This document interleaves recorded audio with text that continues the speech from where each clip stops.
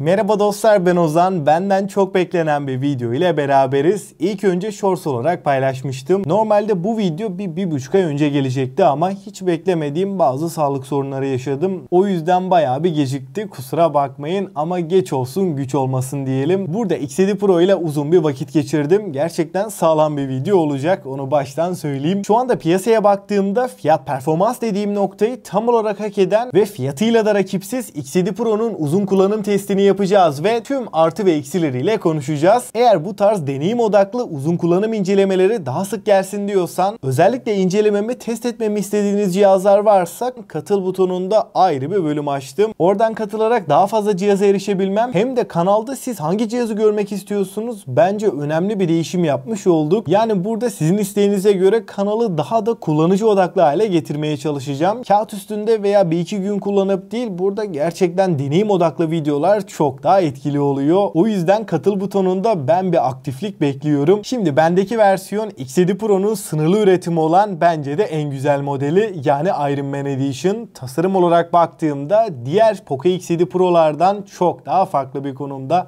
Iron Man Edition en güzel modeli. İlk olarak da fiyatlara bakalım. Bendeki versiyon olan Iron Man Edition'ı almak istiyorsak 12 GB RAM, 512 GB depolamayla şu anda 25.000 bandında rahatlıkla bulabiliyoruz. X7 Pro'nun normal standart hali de 12 GB RAM, 512 GB depolamayla 21.000 TL. 8 GB RAM, 256 GB'lık versiyonu da 20.000 sınırında bulunuyor. Ve bu fiyatlara X7 Pro almak ne kadar mantıklı, hepsinden bahsedeceğim. İlk olarak tasarımla başlayalım. Iron Man Edition Poco X7 Pro'ya baktığımda oldukça farklı bir tasarım bizleri karşılıyor. Tam orta bölümde Iron Man miğferi, etrafında Iron Man işlemeleriyle beraber Marvel Avengers yazısını görüyoruz ve Poco logosu da hemen kameraların sağ kısmına yerleştirilmiş. Peki tasarım dışında standart X7 Pro ile deneyim anlamında bir fark var mı derseniz kesinlikle yok. Yani malzeme kalitesi, ekran, performans her şeyiyle aynı. Kalınlık ve ağırlık kısmında 8.29 mm kalınlık ve 195 gramlık ağırlığa sahip. Açıkçası şu ana kadar Poco'nun X serisi cihazlarının hepsini kullanmış biri olarak X7 Pro elde tutarken çok daha hafif hissettiriyor. Bunun sebebi kesinlikle ağırlığın kasaya orantılı dağıtılması. Bu sayede tek elle kullanırken, özellikle de uzun süreler kullandığımızda yarım saat, bir saat sonra bile elimi ağrıtan bir telefon değil. Burada 195 gramlık ağırlık kağıt üstünde normalde ağır diyeceğim bir seviye ama burada boyutuna oranla ve kasaya orantılı şekilde dağıtıldığını düşündüğümde deneyim olarak kullandığım günden beri bana ağır bir cihaz gibi hissettirmedi. Bu noktada X7 Pro'yu ben gerçekten beğendim. Özellikle arka kapağa dokunduğunuz zaman cam hissiyatı var ve burada Iron Man miğferi ve çevresindeki çember biraz daha farklı hissettiriyor. Yani gerçekten elde tutarken kullanması keyif veren bir telefon. X7 Pro'yu genel tasarım hatlarıyla ve hissiyat yönünde düşündüğümde Poco'nun X serisi cihazlar içinde bence şu ana kadar çıkmış açık ara en iyi telefon. Yani fiyat performans bir cihaz diye tasarımın üstüne düşmemezlik yapmamışlar. Eğer X7 Pro alırsan buradaki tasarımı bence seveceksin. Ekran tarafında da muazzam bir cihaz. 6.67 inç AMOLED Full HD Plus bir çözünürlükle gelirken 446 ppi piksel yoğunluğuna sahip ve HDR10 Plus, Dolby Vision gibi üst düzey teknolojilerle beraber geliyor. DCI-P3 renk uzayının tamamını kapsadığını da söyleyeyim. Ekranda renkler, canlılık, kontrast oranı muazzam seviyede ve bu ekran 3200 nit maksimum parlaklığa ulaşabiliyor. Ne dışarıda güneşli havalarda ne de kapalı yüksek ışıklı ortamlarda bile, şu anda bir stüdyo altında bile ekranı görmekte hiçbir problem yaşamıyoruz.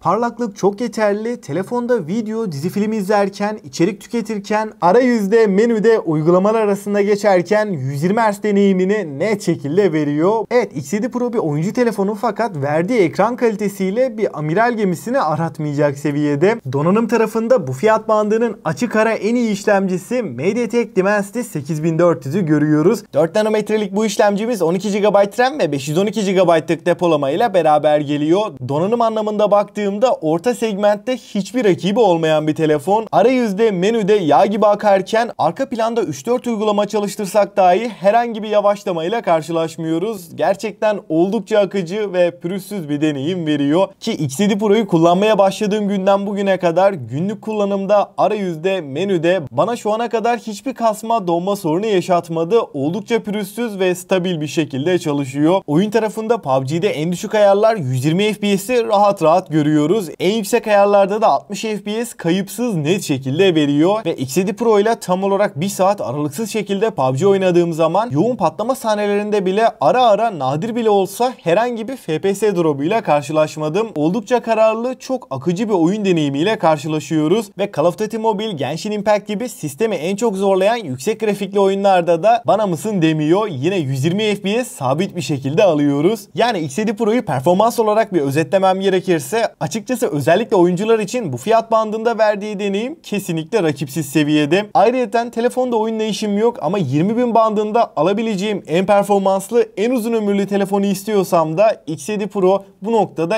en iyi seçenek. Yani sadece oyun odaklı düşünmeyin. Uygulama açılış hızları, menüdeki akışkanlık bir amiral gemisini aratmayacak düzeyde. Kamera tarafında da açıkçası beni gerçekten şaşırttı. Çünkü bir oyuncu telefonuna oranla düşündüğümde gayet iyi seviyede diyebilirim. Ana kameramız 50 megapiksel f1.5, Sony'nin IMX882 sensörü burada kullanılmış. Tabii ki OIS desteğiyle beraber geliyor. İkinci kamerada 8 megapiksellik ultra geniş açıyı görüyoruz. Ön tarafta da 20 megapiksel f2.0 diyaframlı Full HD 30 FPS çekebilen bir kameramız var. Arka kamerayla da 4K 60 FPS çekimler yapabiliyoruz. Özellikle hareketli çekimler yapıyorsak burada Dimensity 8400'ün yapay zeka desteğiyle beraber hem gece hem de gündüz çekimlerinde yine iyi sonuçlar alıyoruz. Ultra geniş açıda orta segment bir cihaza oranla yeterli ama çok yüksek bir beklentiniz olmasın. Genel anlamıyla kameraları değerlendirirsem özellikle ana kamerasıyla X7 Pro beni gayet tatmin etti. Batarya kısmında da 6000 mAh batarya ve 90 Watt hızlı şarj desteğini görüyoruz. Eğer standart bir X7 Pro alırsanız kutu içeriğinden bu adaptör de çıkıyor. Bendeki model Iron Man Edition olduğu için kutu içeriğinden sadece şarj kablosu çıkıyor. Bu adaptörle beraber sıfırdan 100'e ortalama 40 dakikada doldurabiliyoruz. Batarya performansı olarak gün içinde oyun oynamadan gündelik bir kullanımda ama yoğun bir şekilde kullandığımda yine de en az 10-12 saat ekran sürelerini rahatlıkla görebiliyorum. Yani bu batarya ile beraber ben gün içinde çok fazla oyun oynamadığım için benim 2 günümü rahat rahat çıkartıyor. Bu noktada X6 Pro'daki eksi batarya tarafındaydı. Fakat artık X7 Pro ile beraber 6000 mAh batarya ve Dimensity 8400'ün verimliliği birleşince batarya anlamında X7 Pro ile hiçbir problem yaşamadım ve ayrıyeten tamamen oyun odaklı, performans odaklı bir kullanımda da ortalama 8 saat ekran süresi alabildiğimi söyleyeyim. Yani bu fiyat bandında bu kadar yüksek performanslı ve bu kadar iyi bir batarya deneyimi sunan başka bir telefonda yok. Yani X7 Pro almayı düşünüyorsam performanslı olduğu kadar bataryadan da memnun kalacaksın. Yazılımda da Android 15 ve HyperOS 2.0 ile geliyor. 3 yıl Android, 3 yılda güvenlik güncellemelerini alacak ve HyperOS 2.0 ile beraber arayüzün gayet stabil olduğunu söyleyeyim. X7 Pro'yu kullandığım süre boyunca arayüzde, menüde herhangi bir lag, donma, takılma problemi yaşamadım. Yani bu noktada arayüzünde artık güncellemelerle beraber sorunsuz olduğunu söyleyebilirim. Hoparlör tarafında da stereo hoparlörleri görüyoruz. Dolby Atmos ve Hi-Res audio desteğine sahip. Ses yüksekliği gayet iyi. Ses kalitesi, baslar ve tizlerin ayrımı da oldukça tok. Telefonda içerik tüketirken veya oyun oynarken seslerin nereden geldiğini net şekilde anlıyoruz. Kablosuz bağlantılarda Wi-Fi 6, Bluetooth 5.4, 5G ve NFC desteğini görürken güvenlik kısmında da ekran altı parmak izi okuyucu ve yüz tanıma ile beraber geliyor. Ben genellikle ekran altı parmak izini kullanıyorum. Çünkü bence çok daha efektif ve stabil diyebilirim. Suya ve toza karşı da IP68 ile beraber 1,5 metre suya 30 dakika boyunca dayanabiliyor.